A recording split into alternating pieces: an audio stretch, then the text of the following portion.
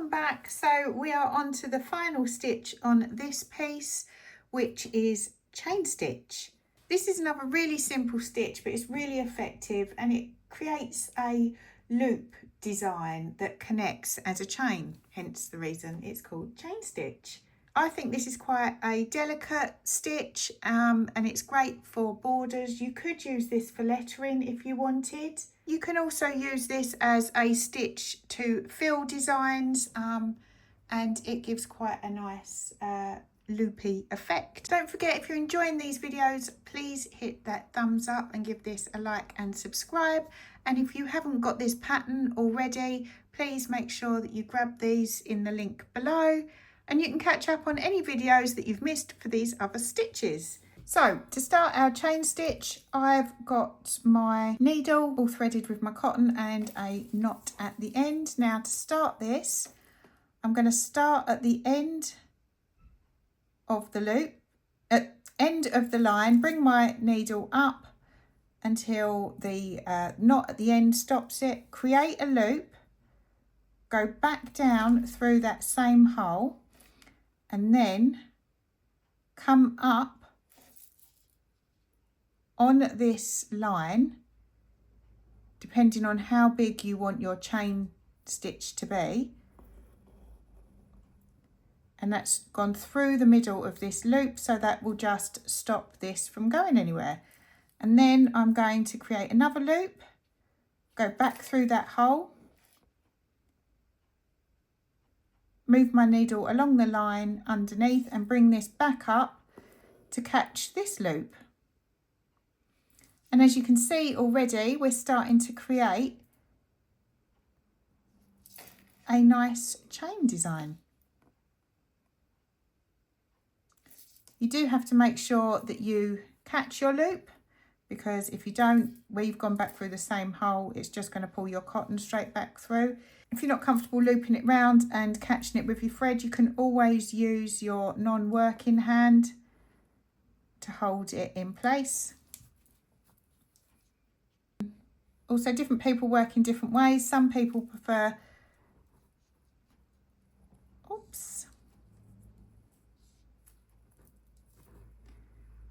to work along in a straight line, and other people prefer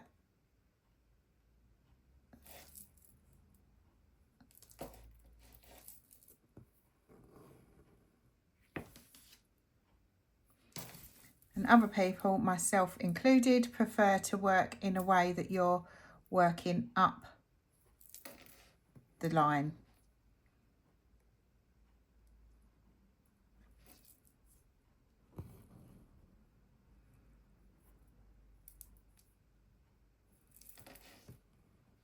As with all of our other stitches, the main thing to try and do is keep your stitches about the same sort of size.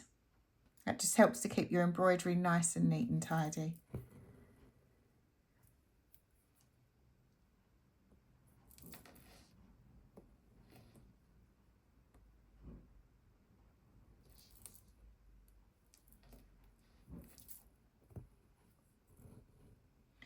And then if you need to join some more thread, all we do is we're just going to put a little stitch over the top of our loop and bring that down and under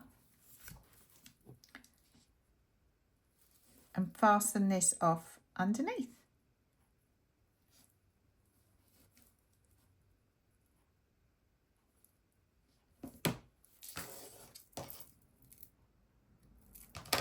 I think with this one, it's important as well to trim off any of your bulk, because otherwise, when you pull your knot through, it can get all tangled up. So to start off again, we just come back up through that hole in between our previous loop, create a loop, go back through,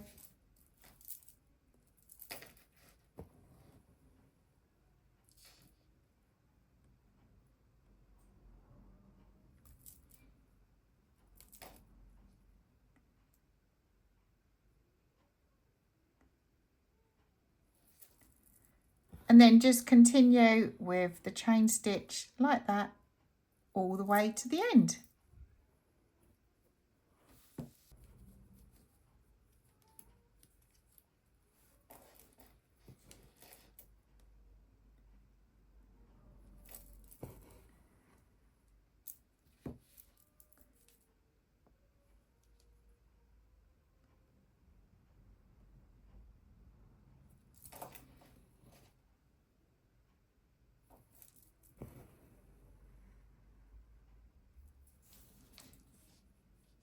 Go back through,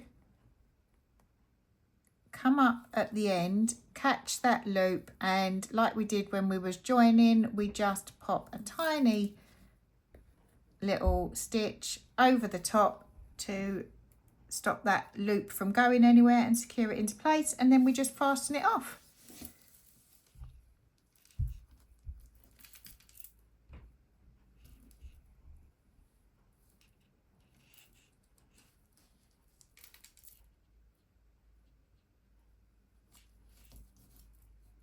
And there we go, that's it. There is our chain stitch.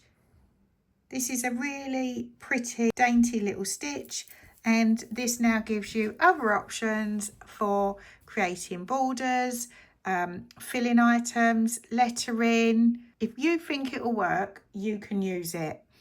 I really hope you've enjoyed this video again. If you have, I'd really appreciate a thumbs up and like, and if you can hit subscribe. And then next week, we're going to start on our next stitches, which is cross stitch, blanket, split, colonial knots, and long and short stitch. So you should have that with the pattern that you got for this. If you haven't got this pattern already, then make sure you click the link below and get that free pattern. I hope you've enjoyed this. Thank you.